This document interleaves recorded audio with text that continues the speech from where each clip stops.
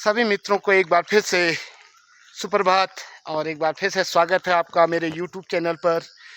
आज की जो ब्लॉग है आपको दिखाते हैं मलसूना टंगन्यार के सुंदर से गांव, और कई लोगों का यहाँ ससुराल भी होगा, कई लोगों का मायका भी होगा, और आप सभी लोगों को दिखाते हैं मलसूना टंगन्यार। और अभी पहुँचे हैं हम शालदे सिमकोना से जस्ट 2 किलोमीटर आगे, और आज जाना है वहाँ टंगन्यार में जो मेरे साड़ू भाई हैं उनके एक कथा है देवी के मंदिर में, तो वहाँ जाना है। और साथ में मैंने सोचा कि मलसूना और टंगन्यार के लोगों को उनका मायका और ससुराल दिखा दें, और जितने भी मेरे सब्सक्राइबर हैं, शायद किसी का मायका होगा, किसी का ससुराल होगा, किसी का घर होगा, आप सभी लोगों को अपने घर से रूबरू कराते हैं।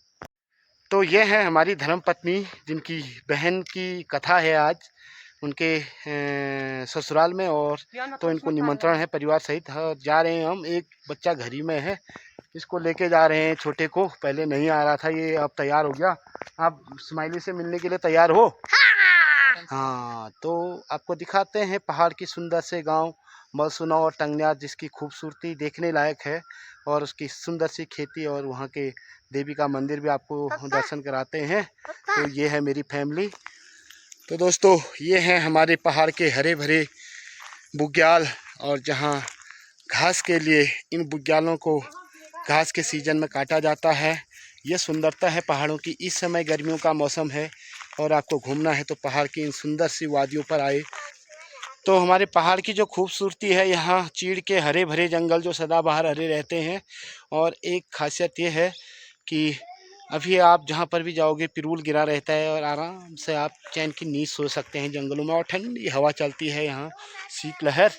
तो ये हैं हमारे चीड़ के सुंदर हरे भरे जंगल, और जो सानेवड्यार के क्षेत्र में मैं आपको दिखा रहा हूँ अभी। तो दोस्तों, ये है पिरूल जो अभी गिरा हुआ है, और पहाड़ों में सबसे गर्मी के मौसम में थोड़ा सा ये सेंसिटिव रहता है, क्योंकि इसमें आग बहुत जल्दी पकड़ती है। और यह पिरूल कई कामों के लिए आता है। गाय बच्चों के बिस्तर के रूप में ये प्रयोग किया जाता है, जिसको सूतर कहते हैं, सूतर डालने के लिए। और काफ़ी लोग इसको इकट्ठा करते हैं, और पिरूल से कई प्रकार के रस्सियाँ भी बनाई जाती हैं, कई प्रकार के परिधान भी बनाए जाते हैं। पहाड़ों में हमारा चीड़ का जंगल है, और जो यहाँ की खूबसूरती है कि यहाँ सबसे अधिक चूने के पत्थर हैं। चूने के पत्थर आप देखोगे, और ये एक हमारी भौतिक संपदा है जिसको हमें सुरक्षित रखना है। इस तरह की चूने के पत्थर इस क्षेत्र में पाए जाते हैं। इस क्षेत्र की खूबसूरती यही है कि यहाँ कई कंदराएँ हैं, कई गुफाएं हैं, जिससे इस क्षेत्र को सांडल्य ऋषि की तपोभूमि भी कहा जाता है। और ऐसी कई कंदराएँ हैं। आप भद्रकाली मंदिर में अगर आप जाते हैं तो वहाँ भी आपको कई कंदराएँ दिखती हैं, और जो गुफा है भद्रकाली की प्रसिद्ध, वो भी ऐसी कई कंदराएँ हैं जहाँ पर सांडिल्य ऋषि अपनी तपोभूमि तप किया करते थे। तो इस तरह की कई कंदराएँ आपको यहाँ पर देखने को मिलेंगी पहाड़ों में। और ये चूने का पत्थर, और बहुत अच्छा काम इसका प्रयोग में यह आता है। इसके कंक्रीट बनाए जाते हैं, रेता बनाया जाता है। बहुत अधिक मात्रा में इस क्षेत्र में चूने के पत्थर होने के कारण यहाँ पर कई घरों के लिए रेते का भी काम करते हैं, इसका भी व्यवसाय यहाँ पर किया जाता है। चूने की डांठ यहाँ की सबसे बड़ी खूबसूरती है, बहुत सबसे बड़ी भौतिक संपदा है। तो अभी जस्ट मलसूना के ऊपर धार में पहुँचे हुए हैं। यहाँ पर थोड़ा सा विश्राम कर रहे हैं। विवान साहब जी को थोड़ा कोक पीने जैसी लगी थी, इनको कोक पिला रहे हैं। देखो, ये है पहाड़ की महिलाएं। पहले पहाड़ की महिलाएं ऐसी देखी थी आपने? चश्मा देखो, मेकअप देखो। हमारे वहाँ तो पहले पुराने समय में फटे पुराने कपड़े, वो लिधाड़ मिधाड़ पैर में, और आपने घाघरा देखा होगा, घाघरा पहन के जाते थे। आप देखो साड़ी, ये देखो चूड़ी और चश्मे आँखों में हैं। तो इस तरह से आजकल यहाँ पहाड़ों में फैशन है। तो पुराने परिधान सब त्याग दिए गए हैं, नए नए परिधानों का प्रयोग किया जा रहा है। तो आज हमारी चली है फैमिली ट्रिप चली है मलसूना और टंगन्यार की ओर। तो ले चलते हैं आपको सीधे मलसूना और टंगन्यार, और दिखाते हैं मलसूना और टंगन्यार के क्षेत्र। तो बने रहिए ब्लॉग पर। ये देखो तो अभी पहुंचे हैं मॉलसूना में, और ये ठीक सामने आप जो देखोगे ये है यहाँ का राजकीय उच्चतर माध्यमिक विद्यालय मॉलसूना। और मॉलसूना की अभी जो ये रोड है इसमें डामरीकरण की प्रक्रिया चल रही है, सोलिंग हो रही है। और ये पत्थर, बड़े बड़े पत्थर, और रोड काफ़ी ख़राब है। तो मैडम थोड़ा पैदल चल के आई है। कैसा लग रहा है फिर सफ़र में? बाइक का सफ़र अच्छा होता है नहीं है? नहीं हो रहा है तो कार कहाँ से आएगी फिर? रोड बेकार है।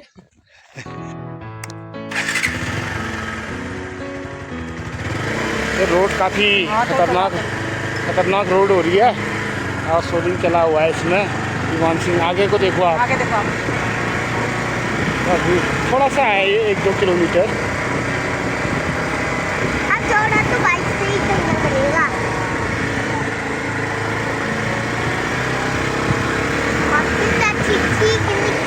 कड़वी रोड अच्छी को तो उल्टी करने का मन कर रहा।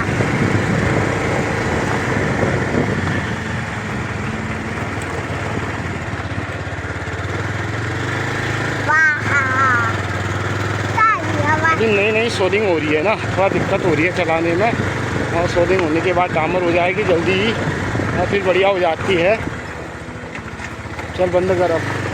तो दोस्तों ये है मॉलसूना के राठौर लोगों का गांव, और आप देख सकते हो काफ़ी हरे भरे पेड़, बड़े बड़े वृक्ष, टून के वृक्ष, और इन हरियाली के बीच में सुंदर सा गांव मॉलसूना, और जिसमें राठौर लोगों का यह गांव है। आप देख सकते हैं काफ़ी अच्छी बसावट गांव की। और पहले के समय में हम यहाँ तक पैदल चल के आया करते थे, जब कोई बारात होती थी, कोई कामकाज होते थे, तो इन गांव तक पैदल मार्ग हम तय करते थे। पर आजकल आधुनिक युग में यहाँ पर रोड एक दूसरे से लिंक हो गई, तो रोड के द्वारा हम यहाँ पर पहुँच चुके हैं। तो यह है सुंदर सा मॉलसूना का गांव, और यहाँ रहते हैं क्या राठौर लोग। और अब इसके आगे जाते हैं जहाँ मेहरा लोगों का गांव है, और इनकी खेती जो अभी यहाँ पीक सीजन पर है, बुआई का सीजन अभी चला हुआ है यहाँ पर।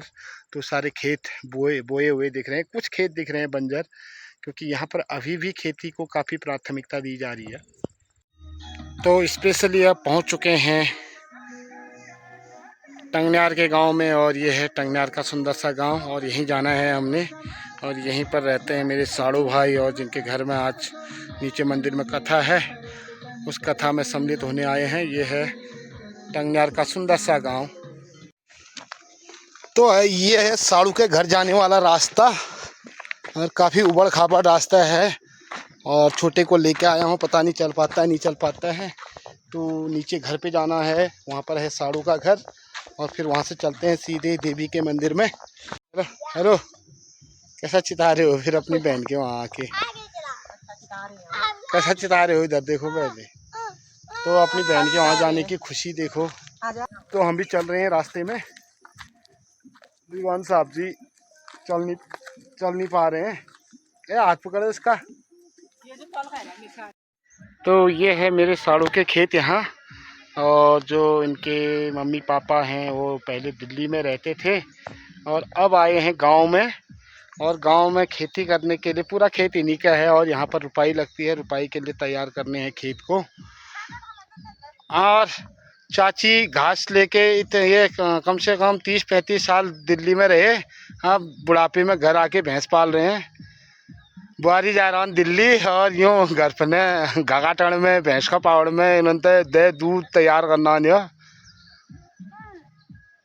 ये सब घर तमरा है, ये सब घर तमरा है, सब रुपया लगवानी हाँ, मतलब इनमें बाबा लेबर मिल जाने दू। हाँ बुआरी ने कर रही हमारे। तो चाची लेके आ गई हैं घास। तो भैंस ब्याई हूँ, यह है अम्मा का भैंस, दिल्ली से आके भैंस पाल रखा है अम्मा ने। तो हाँ साड़ू भाई धो रहे बर्तन। हाँ इनको ये काम सौंप रखा है, दिल्ली से आके यही काम करना है।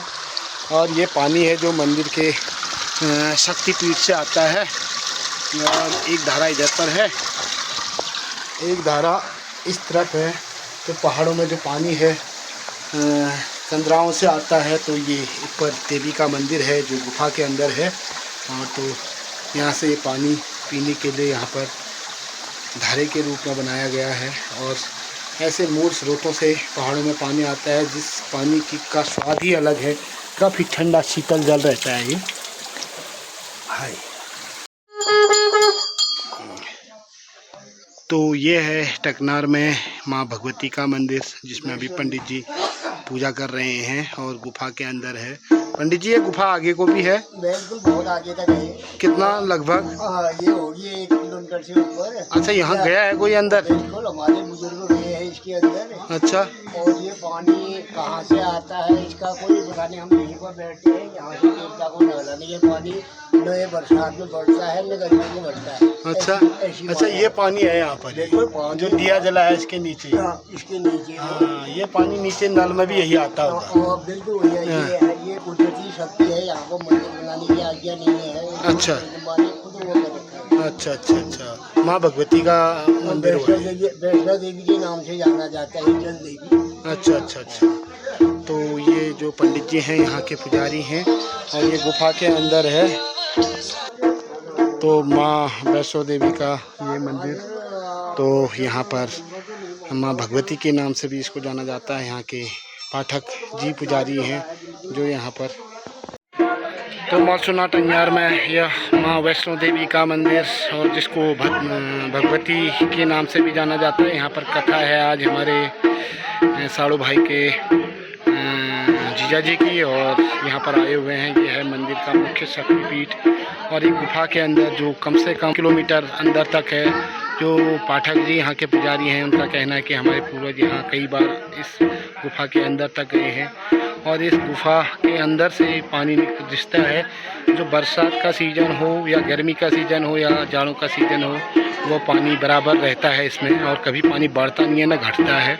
तो यह इस मंदिर की खूबसूरती है। और एक नदी के किनारे, तो ये ऊपर की छत्र है इसकी और यहाँ पर मंदिर बनाने का भी कोई आदेश नहीं है माता का, इसलिए ये मंदिर खुले स्थान पर है। ऐसे इधर माँ देवी वैष्णो देवी विराजमान है। तो इस तरह से पानी रिश्ता हुआ पूरी गुफा के नीचे से और ठीक यहाँ पर इतनी जगह पर है मंदिर जिसमें कहा जाता है कि ये बरसात का मौसम हो या गर्मी का मौसम या शरद ऋतु, पानी हमेशा इसी लेवल पर रहता है, कभी बढ़ता नहीं है।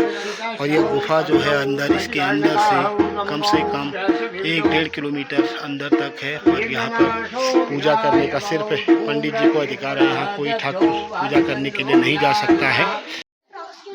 तो बच्चे अभी कर रहे हैं पूजा और यहाँ पर आशीर्वाद लेते हुए माता का। तो ये है बेटी यहाँ की जिसमें चावल और फल रखे गए हैं असीक। तो इसी के ऊपर देवता जब आता है तो इसके ऊपर बैठ के वो निवारण करते हैं भक्तों के दुखों का। तो ये है बेटी और वो वहाँ पर धुनी जली हुई है। ये है नीरज का लड़का और ये मेरा लड़का, दोनों बातें करते हुए। क्या कर रहे हो भाई? हेलो। जुपिटर के अंदर और ना और वो हमेशा के लिए अंदर तो भाई साहब को पंडित जी के द्वारा पहाड़ी स्टाइल में धोती पहनाई जा रही है। तो पाठक जी हैं, पाठक जी धोती पहनाते हुए। ये स्माइली और ये है विवान और नन्नू को भी दिखाओ भाई, नन्नू को भी दिखाओ। ये है नन्नू, ये मौसा जी है। मौसा जी कौन? अब हो रही है सत्यनारायण की कथा और कथा में बैठे हैं यहाँ पर भाई साहब और हमारी बहन और पंडित जी सत्यनारायण की कथा करते हुए उसके बाद फिर सत्यनारायण की पूजा भी होगी और देवी की पूजा कर दी गई है।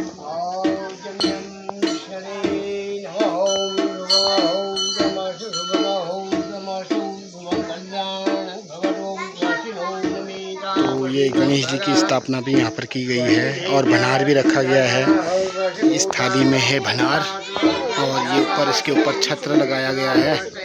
तो यहाँ पर जो भी पूजा की सामग्री है वो सब रख दी गई है। अब हो रही है सत्यनारायण की कथा की शुरुआत।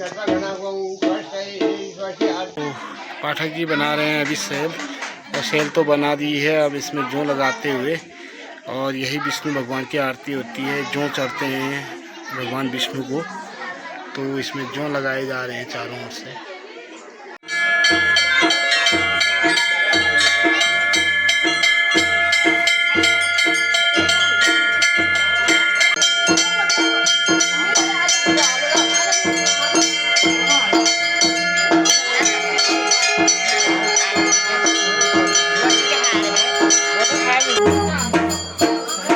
इस तरीके से देवी माँ की आरती होते हुए और पंडित जी आरती करते हुए, यहाँ के मुख्य पुजारी, और साथ में वो परिवार जिनकी कथा हो रही है वो भी आरती में सम्मिलित है यहाँ पर, और परिक्रमा की जा रही है धूनी की।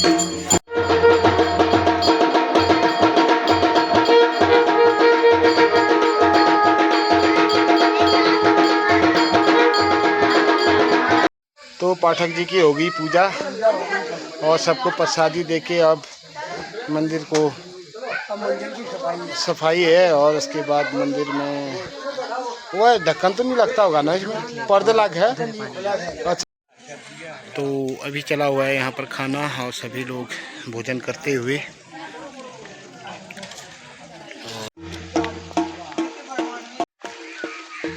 तो पूजा पाठ करके इस तरह से घर को जाते हुए, और यह है साड़ो मेरा आज पूरा बुजर वेड़ हो।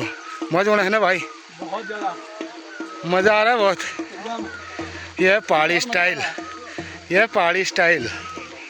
पहाड़ में ऐसे ऐसे सामान ढोआ जाता है पहाड़ में, कंफर्टेबली, और कंफर्ट, हाँ, और फिर कोई दर्द नहीं होता। हाँ, और इसके साथ क्या कहते हैं, कंधे भी मजबूत रहते हैं। हाँ। पहाड़ी लोग ऐसे ही ले जाते हैं बोझ। आजकल तो घर घर में गाड़ी होगी, इसलिए बोझ ले जाने का ही प्रचलन कम हो गया, पर जहाँ बोझ ले जाना है तो इस तरीके से ले जाया जाता है।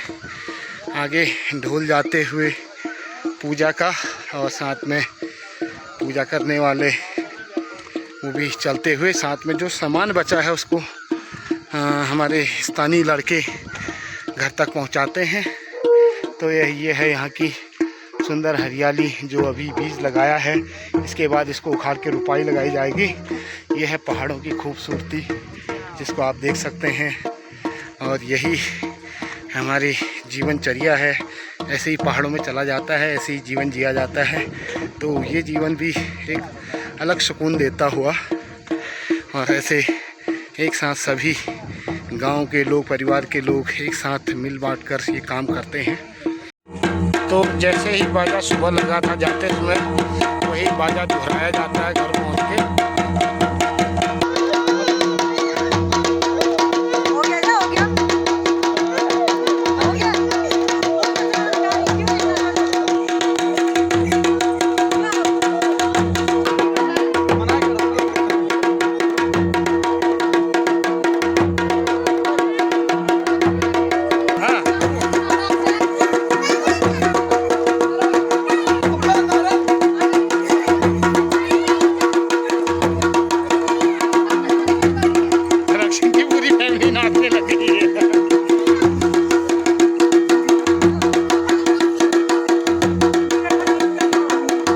ये है कुचोली का गांव, और जहां पंत लोग रहते हैं। तो कुचोली पहुंचने वाले हैं जस्ट अभी वापसी में, और इस तरह के यहाँ चूने की खदानें हैं, और ये चूने के पत्थर को निकाला जाता है रेते और कंक्रीट के रूप में। इस तरह के कई खदानें हैं यहाँ पर, और जो यहाँ स्थानीय रास्ते बनाने के लिए और यहाँ के फर्श डालने के लिए काम आते हैं। पूरे चूने की डांट है ये वाले क्षेत्र में, जहाँ भी देखोगे आप पूरा चूने का पत्थर आपको दिखेगा। और ये सुंदर सी हमारी फैमिली अभी रेस्ट करते हुए, गिज घोर लग गए हैं इनके। तो ये है सानूडार का चाय बागान और डाक बंगला, अंग्रेज़ों के समय का। वो जो टीन वाला आप मकान देख रहे हैं वही डाक बंगला है, और यहाँ पर अंग्रेज़ रहा करते थे ये। और यहाँ पर पूरा चाय का बागान है, और यहाँ पर अंग्रेज़ों के रुकने का स्थल था जब यहाँ आते थे।